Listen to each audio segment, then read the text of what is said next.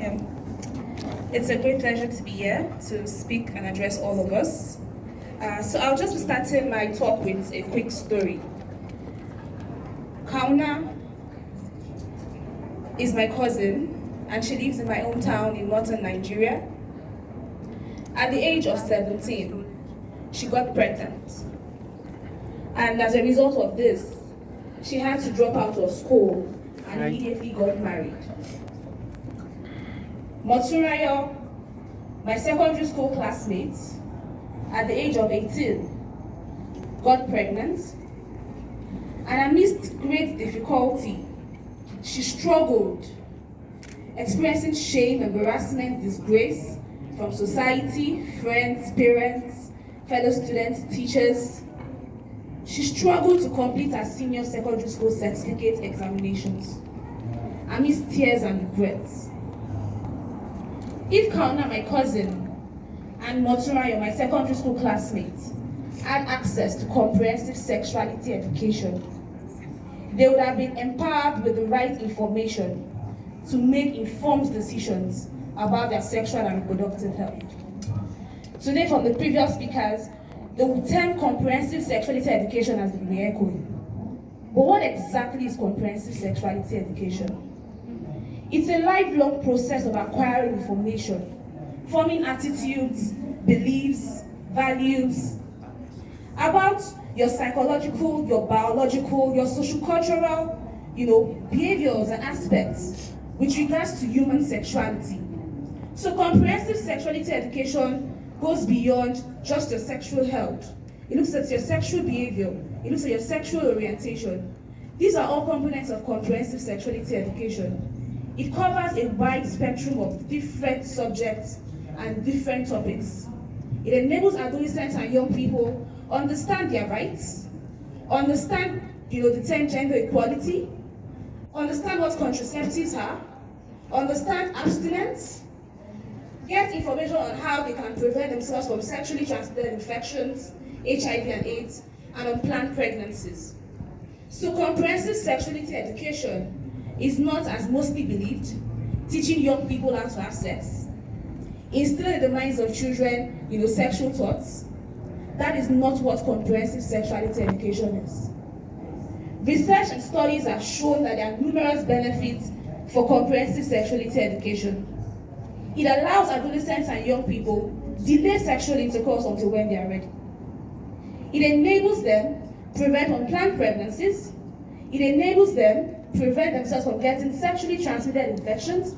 It enables them reduce the number of sexual partners they have. It enables them not engage in risky sexual behaviors. So today, I would say that the question should not be if we should have comprehensive sexuality education. Oh no. The question should be, how can we provide high-quality comprehensive sexuality education to adolescents and young people all over the world, be it within educational settings or non-educational settings? In my region, West and Central Africa, according to the Adolescent and Youth Report, 64% of that population are young people.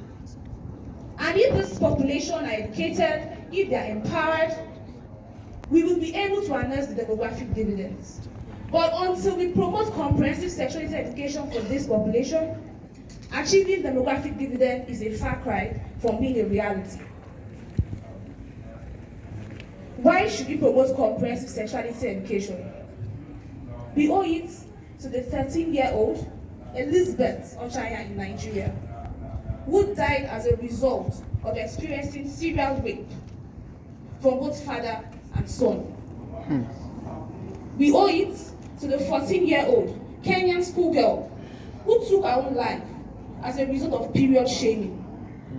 We owe it to the 17-year-old Gift Alonge in Nigeria who died as a result of experiencing serial rape from her own biological father. Are we still asking that question, if we should have comprehensive sexuality education? I don't think so. At the age of 11, I experienced my menstruation for the first time. And I only had access to my notebook to use as a means of taking care of myself, because it was a conversation that was not allowed to happen. I had no information. I wasn't empowered. And of course, I got stained at 11, primary 6. And my teacher asked me, "Do you know you're menstruating?" And I asked her, "Ma, what is menstruation?" At 11, I had no information about menstruation. I had no information about how my body works. I had no information about how I could protect myself from unplanned pregnancies or sexually transmitted infections. So I'm here today to call on all of us, the government, donor agencies, religious leaders, parents, fellow young people.